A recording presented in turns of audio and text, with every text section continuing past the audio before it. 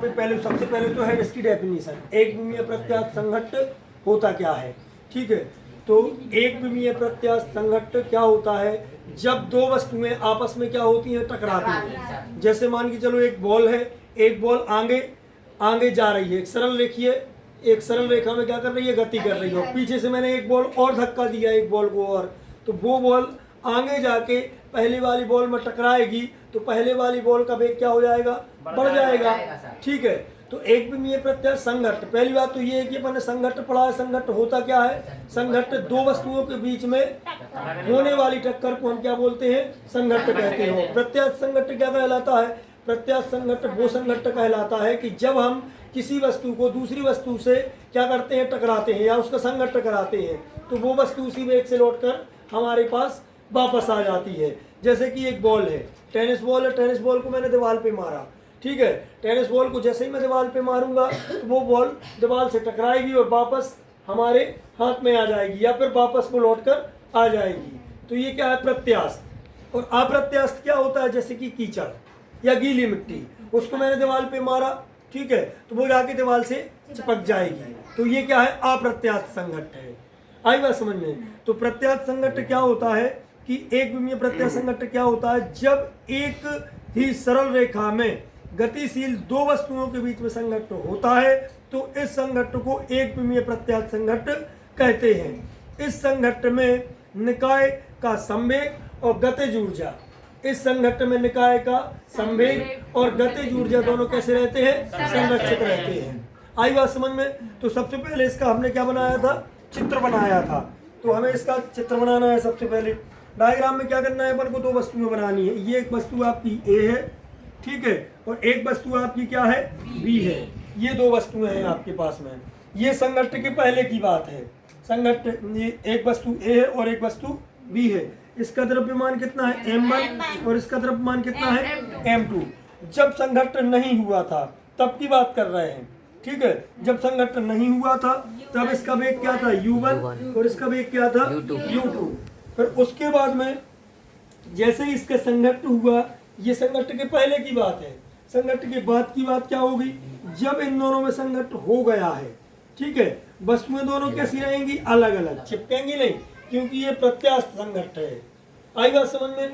तो जब इन वस्तुओं का संघट्ट हो गया तब भी इसका द्रव्यमान क्या रहेगा, m1 और m2। ऐसा मानो एक बॉल है, ठीक है, या पर ऐसा मानो एक फोर व्हीलर जा रही है, ठीक है, तो उसका वजन मान के चलो कितना है, 5 क्विंटल।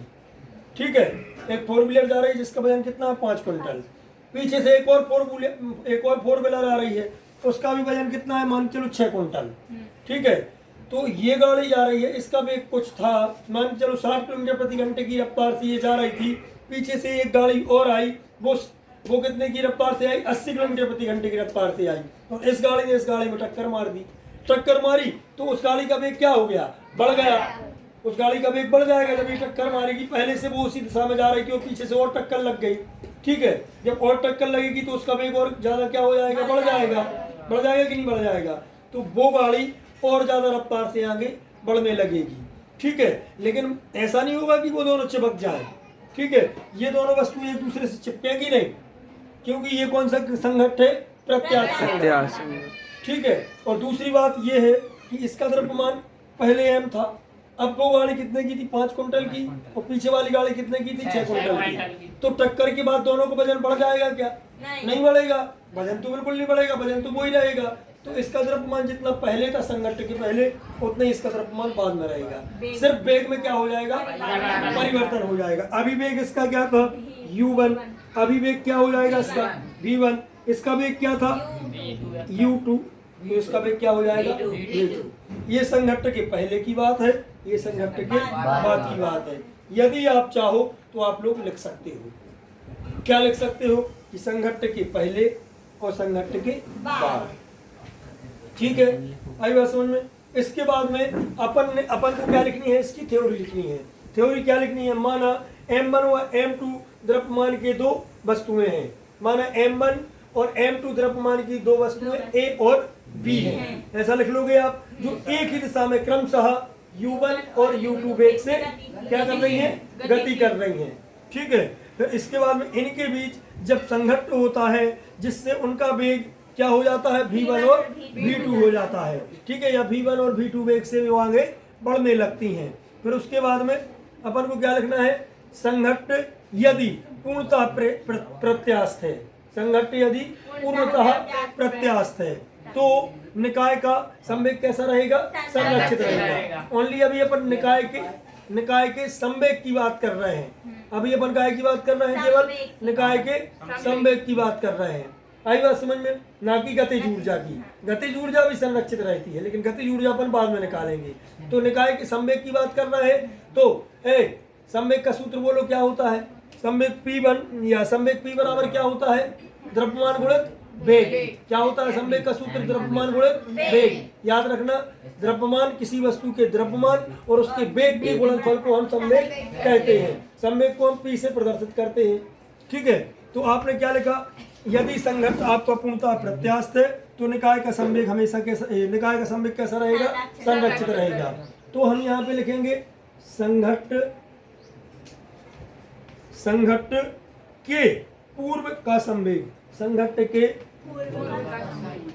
पूर्व का संवेग, संघट्ट के पूर्व का संवेग बराबर संघट्ट के बाद का संवेग,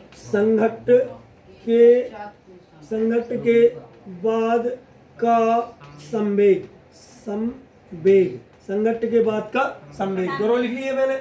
चलो भाई, संघट्ट के पूर्व का संवेग बोलो जरा, क्या आएगा, क्या आएगा, m1 u1।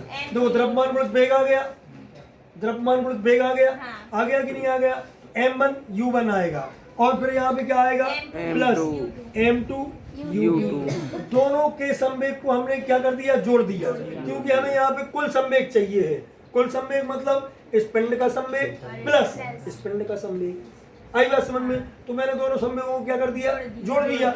अब बराबर संघट्ट के बाद का संवेग क्या आएगा, m1 v1, क्या आएगा m1 v1 प्लस क्या आएगा m2 v2 आ जाएगा। ये आ गई बात समझ में। अब 1 वालों को एक तरफ कर दो, 2 वालों को एक तरफ कर दो, तो यहाँ पे क्या आएगा, m1 u1 minus m1 v1 इस इक्वल टू क्या आएगा, m2 v2, ये उस तरफ जाएगा, माइनस m2 u2 आ जाएगा, आएगा। इतना समझ में आया। आगे चले अपन, m1 यहाँ है, m1 यहाँ है, m1 को हम क्या ले लेंगे, कॉमन ले लेंगे। m1 को हमने कॉमन लिया तो अंदर क्या बचा, u1 बचा, माइनस का क्या बचा, v1 बचा, बराबर m2 यहाँ, m2 को मैंने कॉमन लिया, अंदर क्या बचा, v2 बचा, माइनस का क्या बचा, u2 बचा। आई बात समझ में। इतना बन जाएगा सभी से। फिर इसके बाद अपन ने क्या किया था, इसके बाद क्या किया था, इसको इक्वेशन दी थी क्या, इसको हमने इक्वेशन नंबर फर्स्ट दे दी, ठीक है। समीकरण नंबर 1 है आपका ये। अब इसी प्रकार गतिज ऊर्जा भी कैसी रहेगी, निकाय की संरक्षित रहेगी। निकाय की गतिज ऊर्जा भी कैसी रहेगी, संरक्षित रहेगी। तो संघट्ट के पूर्व की गतिज ऊर्जा बराबर संघट्ट के बाद की गतिज ऊर्जा, ये लिखेंगे हम। तो यहाँ पे लिखेंगे, क्योंकि प्रत्यास्थ संघट्ट में गतिज ऊर्जा भी कैसी रहती है, संरक्षित रहती है। अतः संघट्ट के पूर्व की गतिज ऊर्जा बराबर संघट्ट के बाद की कुल गतिज ऊर्जा, कुल गतिज ऊर्जा। आई बात समझ में। ये दोनों हमने लिख लिए। तो गतिज ऊर्जा का सूत्र क्या होता है, 1/2 mv स्क्वायर। तो यहाँ पे क्या आएगा, 1/2 m1 u1 स्क्वायर। देखो m1 u1 स्क्वायर प्लस इस पिंड की प्लस 1/2 m2 u2 स्क्वायर बराबर लगा तो बराबर लगा दिया। संघट्ट के बाद की गतिज ऊर्जा क्या आएगी, 1/2 m1 v1 square plus 1/2 m2 v2 square आ जाएगा। इतना इसको नहीं आया समझ में। ये 1/2 यहाँ है, 1/2 यहाँ है, जिसको समझ में ना आए वो पूछ सकता है। सबको आ गया समझ में? पक्का? चलो ठीक है। 1/2 यहाँ है, 1/2 यहाँ है। 1/2 को अपन क्या ले लेंगे? कॉमन ले लेंगे। अंदर क्या बचा? अंदर बचा m1 u1 square plus m2 u2 square बराबर 1/2 यहाँ भी कॉमन ले लो। सर, यस, पहले 1 2 एक साइड कर लो। अभी बाद में कर लेंगे। पहले 1/2 को कॉमन निकाल के उनको काट दो, ठीक है? थोड़ा और छोटा हो जाएगा। आई बात समझ में? चलो देखते हैं अपन। 1/2 हमने फिर कॉमन लिया तो यहाँ पे क्या बचा? m1 v1 square plus m2 v2 square. 1/2 से 1/2 को मैंने काट दिया। जो बचा वो नीचे लिख लो। क्या बचा?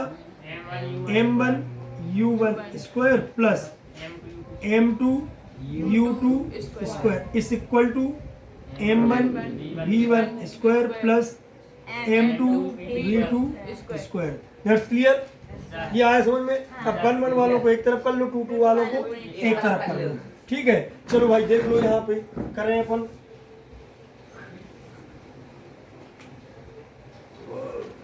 चलो ये यहाँ पे m1 u1 square plus m2 u2 square, sorry minus में आएगा m1 u1 स्क्वायर, इसको इस तरफ लाओ तो माइनस m1 v1 स्क्वायर। क्या किया मैंने अभी से?